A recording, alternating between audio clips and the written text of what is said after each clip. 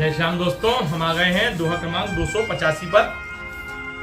श्री रामचंद्र जी, लक्ष्मण जी और परशुराम जी के बीच लगातार हो रहे कटु होते जा रहे संवाद में से बीच में परशुराम जी से वार्ता करते हैं।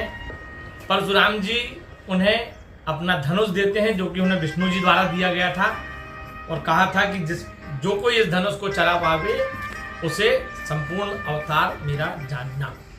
जैसे ही परशुराम जी ने रामचंद्र जी को धनुष दिया तो वो अपने आप ही चल गया।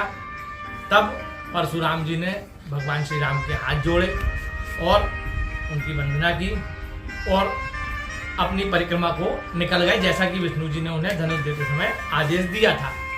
अब आगे तुलसीदास जी कहते हैं, देवन दीन दुधुम्बी प्रभु पर बरसई फूल, हर से पुर नर नारी सब मिट्टी मोह महसूल। सियापति रामचंद्र की जय, पवन सुत हनुमान की जय।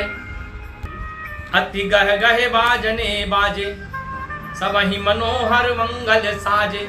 जूत जूत मिली सुमुखी सुनैनी, करही गान कल कोकिल बयनी। सुख विदेह कर बरनी न जाई, जन्म दरिद्र मनहु निधि पाई। विगत त्रास भय सीय सुखारी, जनु विदु उदय चकोर कुमारी। जनक कीन कौशिकी प्रणामा, प्रभु प्रसाद धनु बंजहु रामा।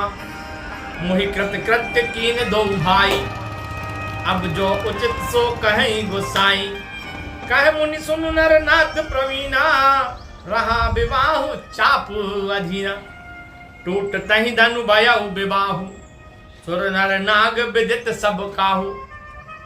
तुलसीदास जी कहते हैं कि परशुराम जी के प्रसन्न होकर परिक्रमा पर चले जाने के पश्चात देवताओं ने नगाड़े बजाए और प्रभु श्री राम पर पुष्प वर्षा करने लगे। सारे नगर के स्त्री और पुरुष सभी प्रसन्न हुए और उनके अंदर जो दुख व्याप्त हो गया था वो उनका दुख दूर हो गया था।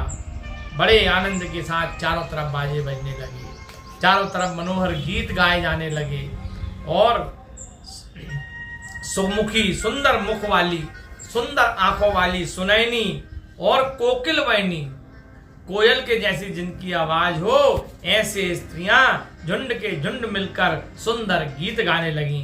राजा जनक के सुख का तो वर्णन ही नहीं किया जा सकता था। अति प्रसन्न है वो, इतने खुश हो गए थे, इतने सुखी हो गए थे, मानो जन्म जन्म के दरिद्री ने बड़ी संपदा प्राप्त कर ली हो।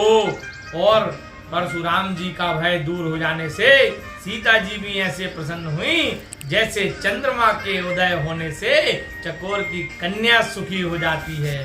जनक जी ने विश्वामित्र जी को प्रणाम किया और कहा, हे प्रभु, आपकी ही दया से राम जी ने धनुष तोड़ा है। मुझे इन दोनों भाइयों ने कृतार्थ कर दिया है। हे स्वामी, हे मुनिराज, अब जो उचित हो आगे सो आप कहिए।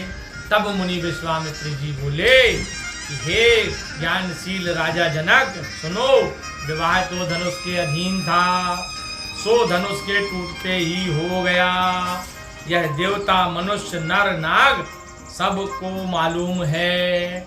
अब तुम जाओ, जैसे तुम्हारे वंश का व्यवहार हो वैसा अपने ब्राह्मणों से और गुरुओं से पूछकर जैसा वर्णित हो वेदों में वैसा विवाह की तैयारी करो। बोलिए राजा रामचंद्र की जय।